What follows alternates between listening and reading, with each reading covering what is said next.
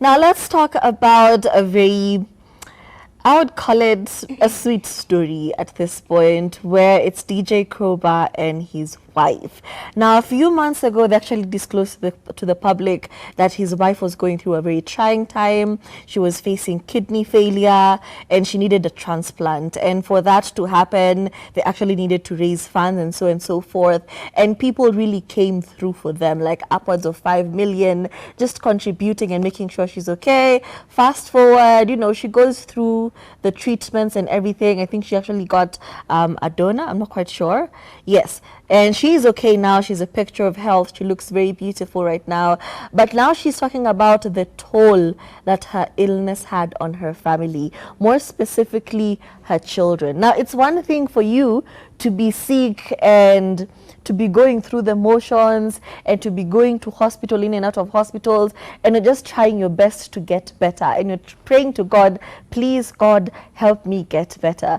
But never do we actually talk about the toll that your illness takes on other people around you, from the husband who's always supporting you to the children who are around you. And it just, you know, kind of reminded me a time when my mom was really unwell, and it was hectic. Like, she was really going through it, and you were like, I can't even complain. You can really not complain, because why am I complaining?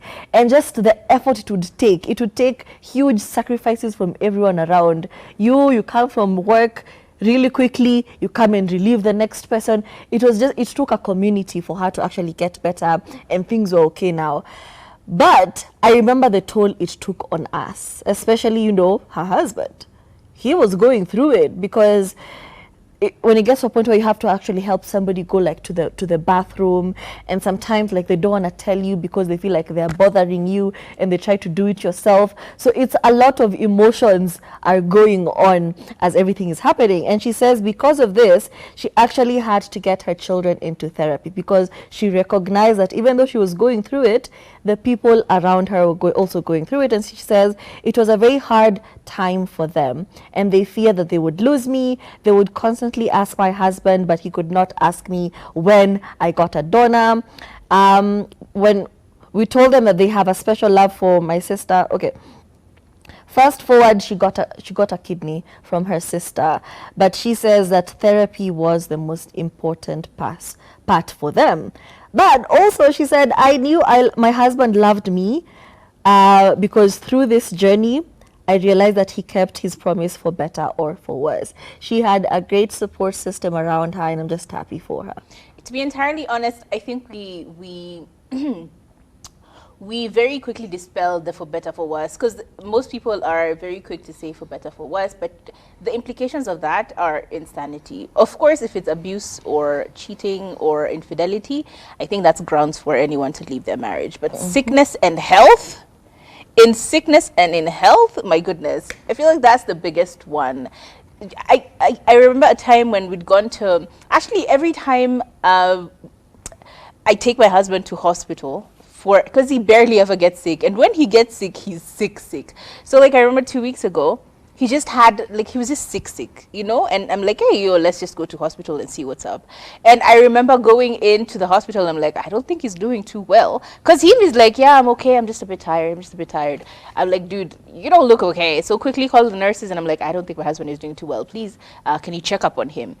And when he was taken into the observation room, my goodness, next thing I know, I just left for a second. I come back, he has drips on, like they have him laying on the bed, and he's just looking so defeated. And in my mind, I'm freaking out, because I'm like, why? No, please, no. I cannot go through this again. I cannot see someone who I love, and I can't go through it again. I don't even know where I would begin. I don't know. That would probably be the end of me. So like seeing someone so vulnerable, seeing someone in such defeated states, when you know them to be this strong person, it's hella scary. I can only imagine what the situation is when it's now a terminal disease like cancer. And honestly, I think for any person who actually does go through something this traumatic for so long, you do need to get help. It's not easy to come out of that and be just okay. You're constantly in fear, you constantly have anxiety. And I love that Krowbar and his wife were so bold to see that, yes, I did go through a tough time, but my children also went through a tough time. So let's get just group therapy for all of us, because it's not that easy to see someone that defeated. Yo, it's not even funny. Yo, sickness and health is the hardest part of like literally any union. It could be a relationship, it could be just someone you love being in sickness. It's not funny. So I appreciate them and I applaud them for being bold enough to tell us the story that sometimes simply because you got through it doesn't mean you need to survive that PTSD. You can actually get help and get group therapy. And shout out to them for actually being real with us. This is like a couple who's actually telling us that sometimes you do need to see someone. The same narrative I've been pushing this whole show. See someone. If it's a problem, if it's something that's bothering you, please see someone about it. Talk about it. It could be nothing, it could be something. Try and get help.